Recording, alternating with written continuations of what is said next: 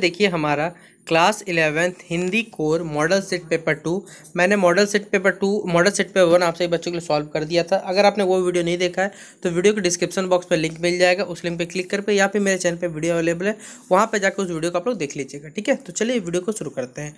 देखिए सबसे पहले आपको क्या दिया जाएगा बच्चों, पद्यांश दिया जाएगा या फिर आपको गद्यांश दिया जाएगा और कुछ सवाल पूछे जाएंगे, उन सवालों का आपको जवाब देने हैं। ठीक है, जैसे ये देखिए आप पद्यांश पढ़ सकते हैं। इसमें बोला हुआ कि रेशमी कलम से भाग लिखने वाले तुम भी अभाव से कमी ग्रस्त हुए हो, बीमार किसी बच्चे की दवा जुटाने तुम भी क्या घर पेट बांध कर सोए हो। ठीक है, इस तरह के देखिए यहाँ पर आपको टोटल 3 सवाल पूछे गए, या फिर अथवा यानी अगर आपको ये नहीं आ सकता तो आप गद्यांश के सहारा आप गद्यांश को क्या कर सकते हैं, बना सकते हैं।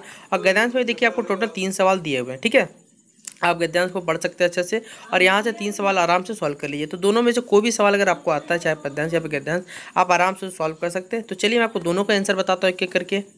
तो देखिए ये हमारा पहला नंबर पद्यांश का आंसर है कि किसानों को असहाय बेचारा इसलिए कहा गया कि वो अथक परिश्रम करने के बाद भी सुखी जीवन नहीं व्यतीत करते हैं, लहलाती हुई फसलें बाढ़ में क्या हो जाती, बह जाती है। ठीक है, फिर अगला क्वेश्चन में खा का आंसर हो जाएगा, अभावग्रस्त जिंदगी का दर्शन कवि को इसलिए कराना चाहता है कि धनिकों का जो साम्राज्य है वो अभावग्रस्त धनिकों से श्रमिकों का यहाँ पर। ठीक है, साम्राज्य जो अभावग्रस्त जिंदगी पर टिकी रहती है, उन्हें दूसरों के बारे में सोचना भी चाहिए। ठीक है, फिर अगला सवाल हमारा, अभावग्रस्त होने के कारण सर्वहारा वर्ग के लोग निराश से पागल हो जाते हैं। ठीक है, अगला सवाल हमारा क्वेश्चन नंबर जो हमारा गद्यांश था, उसमें देखिए पहला सवाल का आंसर हो जाएगा, वैसे मनुष्य सदैव जीवित रहते हैं जिनके संसार में कीर्ति होती है। फिर कीर्ति का क्वेश्चन ख का आंसर हो जाएगा, कीर्ति का भाग वही होता है जिसमें कुछ असाधारण प्रतिभा होती है।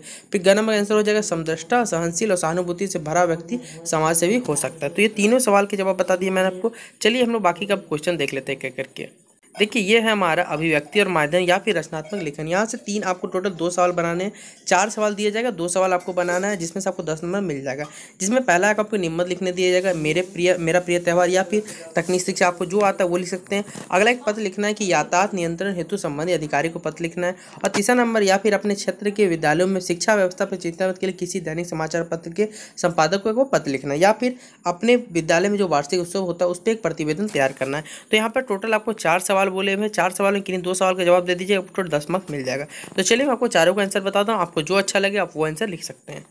देखिए यहाँ पर लिखा हुआ है मेरा प्रिय त्यौहार, जिसमें लिखा हुआ है भारत विविध संप्रदायों का देश है। सीधा पता है बहुत से धर्म के लोग रहते हैं यहाँ, विविध संस्कृति के रहने वाले कारण हमेशा कोई ना कोई त्यौहार आते रहता है, जैसे होली, ईद, दीपावली, सरहुल, बकरीद। किंतु मेरा प्रिय जो त्यौहार है वो दीपावली है। दीपावली हिंदुओं का महत्वपूर्ण त्यौहार होता है। यह कार्तिक माह की अमावस्या की रात्रि मनाया जाता है।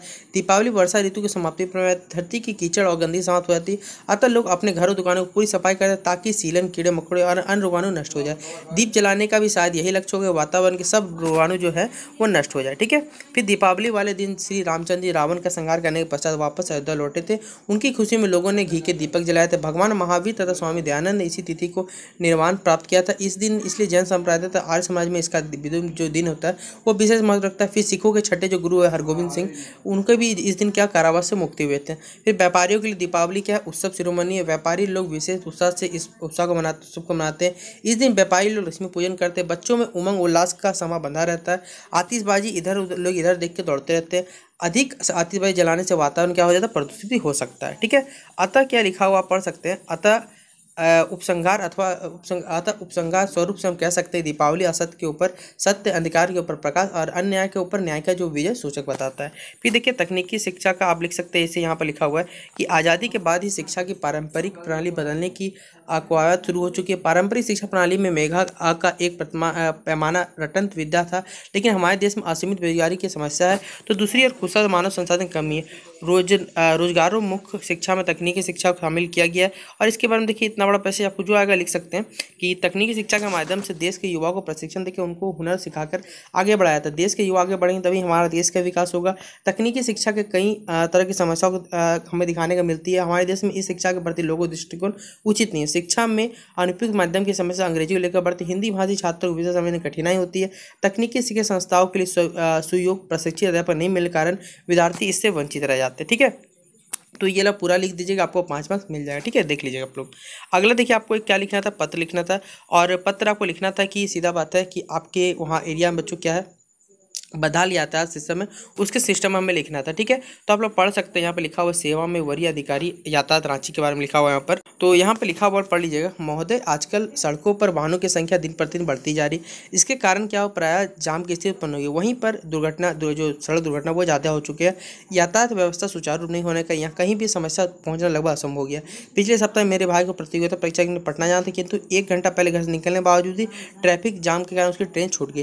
ट्रैफिक नियम की सुचारू व्यवस्था नहीं होने के कारण सड़क दुर्घटना हो जाना आज एक सामान्य सी बात है। इसलिए ट्रैफिक सिग्नल और वन वे ट्रैफिक की कारगर व्यवस्था से स्थिति पर नियंत्रण करना असंभव है। मन चले लड़कों द्वारा तेज रफ्तार में बिना हेलमेट ड्राइविंग पर रोक लगाना आवश्यक। नियमों का उल्लंघन करने वाले सख्त सख्त कार्रवाई होनी चाहिए।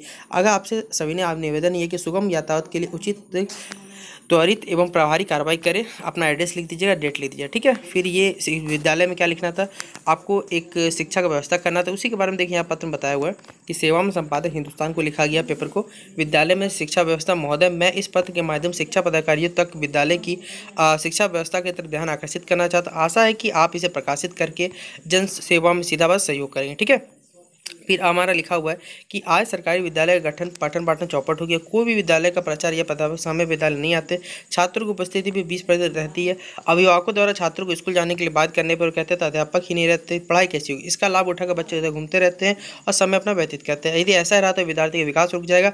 आज के छात्र देश, परिवार, समाज, विश्व आदि की धरोहर। पढ़ाई के नाम पर अध्यापक यदा कदा कर अपनी जिम्मेदारी से मुक्त रहते। अतः मेरी सरकार से अनुरोध है कि शिक्षा प्रणाली को चुस्त दुरुस्त बनाए रखने के लिए अतिशीघ्र कार्रवाई करें। आपका भवदी, आपका जो भी नाम रहेगा वो लिख दीजिएगा। ठीक है, अब देखिए हमारा यहाँ से शुरू हो जाता है बुक पार्ट बच्चों शुरू होता है। सॉरी, यहाँ से बच्चों आपके स्कूल में एक वार्षिक उत्सव मनाया गया था। वो वार्षिक उत्सव वाला सीधा बात है, वो कब मनाया जा रहा है ये पूरा यहाँ पैसेज में आप लिखा हुआ पढ़ सकते हैं आराम से। तो देखिए यहाँ लिखा हुआ है कि इस वर्ष 5 सितंबर को दिन हमारे विद्यालय में क्या खास दिन था, क्योंकि हर वर्ष की भांति इस वर्ष वार्षिक उत्सव मनाया गया। इस वर्ष हमारे विद्यालय ने अपना 25वां वार्षिक उत्सव पूरे गौरव गरिमा के साथ, यही दिन शिक्षक दिवस के नाम से जाना जाता है। ठीक है, उत्सव का सिलसिला तो 15 अगस्त के बाद ही शुरू हो गया था। अनेक प्रकार की प्रतियोगिता का दौर शुरू हो गया था। वाद विवाद, नाटक, गीत संगीत, विभिन्न खेलों प्रतियोगिता में सभी प्रकार के लोग छात्रों ने बढ़ बढ़कर क्या क्या हिस्सा लिया था। फिर वार्षिक उत्सव के दिन पूरा विद्यालय सज धज कर तैयार था। राज्य के शिक्षा मंत्री समारोह में मुख्य अतिथि। ठीक 11 बजे कार्यक्रम का शुभारंभ एनसीसी के छात्रों ने मुख्य अतिथि तथा अन्य माननीय अतिथियों को स्वागत किया। मंच पर स्वागत करने के बाद अनेक रंगारंग कार्यक्रम प्रस्तुत किए गए। ठीक है, फिर अगला है हमारा कि हमारे प्राचार्य महोदय ने विद्यालय के 25 वर्षीय की प्रगति और उसकी सेवा का लेखा जोखा प्रस्तुत किया। मुख्य अतिथि ने विजय प्रतियोगिता को क्या पुरस्कृत किया। विद्यालय के गौरवमय इतिहास की चर्चा करते हुए उन्होंने बताया कि वे इसी विद्यालय के छात्र रह चुके हैं। उन्हें छात्रों शिक्षकों के प्रयास की सराहना की तथा विद्यालय के उत्थान के सरकार की ओर से सहायता का आश्वासन दिया। अंत में धन्यवाद ज्ञापन के लिए महोत्सव का समापन हुआ। ठीक है, तो ये हो गया हमारा पूरा भी क्वेश्चन आपका खत्म हो जाता है। अभिव्यक्ति और माध्यम या फिर रचना वाला पूरा चैप्टर खत्म। अब हमारा देखिए बुक पार्ट आएगा और बुक पार्ट के चलिए हम सवालों के बाद पहले देख लेते हैं। देखिए ये हमारा बुक पार्ट से सवाल दिए हुए हैं कि आपको टोटल यहाँ 4 नंबर बच्चों 3 सवाल दे, 3 में कि नहीं 2 का जवाब देना है। जिसमें पहला बोला हुआ है कि सुरेश ने मंगल को खेल में किस लिए सम्मिलित किया। फिर गांव के लोगों को जमींदार के किस कार्यक्रम आवश्यक होता था। फिर स्वयं को खानदानी नानाबाई साबित करने के लिए मियां नसीरुद्दीन द्वारा क्या किस्सा सुनाया गया।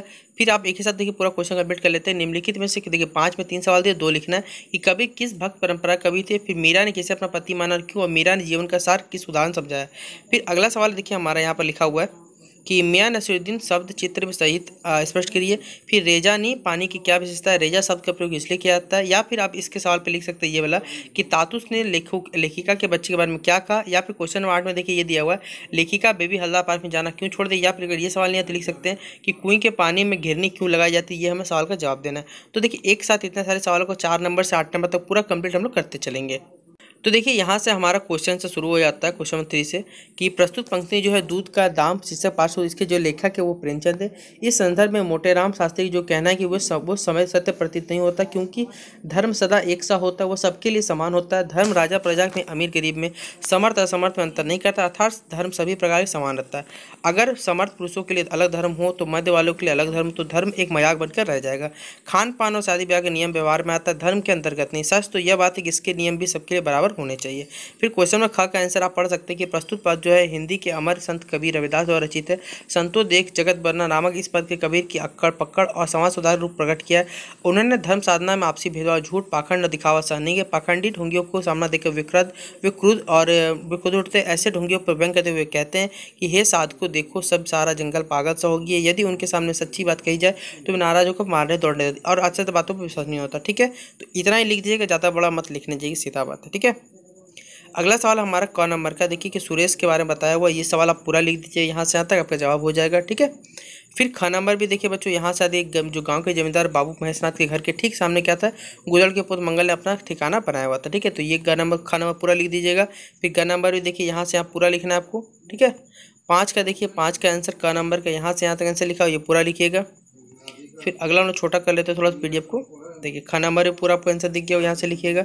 ग नंबर भी यहाँ से यहाँ तक। और जो 6 नंबर सवाल था देखिए थोड़ा सा वो बड़ा चल जाएगा। ठीक है, मैं नसरुद्दीन वाला आप लोग पढ़ लीजिएगा, हिंदी में खुद से छोटा कर लीजिएगा, सबसे बेटर रहेगा। ठीक है, खुद से ट्राई करिएगा। 6 नंबर का देख पा रहे होंगे। 7 नंबर देखिए और था, 2 सवाल जोड़े हुए थे, एक सवाल अगर ये आ सकता है ये लिखिएगा, नीचे तो अथवा वाला सवाल वो लिख लीजिएगा। ठीक है, फिर आपका नीचे भी फिर बच्चों 8 नंबर का सेम क्वेश्चन था लिखिएगा के बारे में, तो ये सवाल लिख सकते हैं या फिर अथवा वाला सवाल ये लिख लीजिएगा। ठीक है, तो काम में घिरने की लगाई जाती है ताकि पानी क्या हो सके, सीधा बात इजीली खींचा जा सके, क्योंकि कुआं की जो गहराई अधिक होती है, हाथ से खींचेंगे तो हाथ पे जोर पड़ेगा, इससे घिरने लगाया ताकि क्या लगे, हमें फोर्स कम लग सके, सीधा बात। ठीक है, तो ये सवाल का जवाब रहा।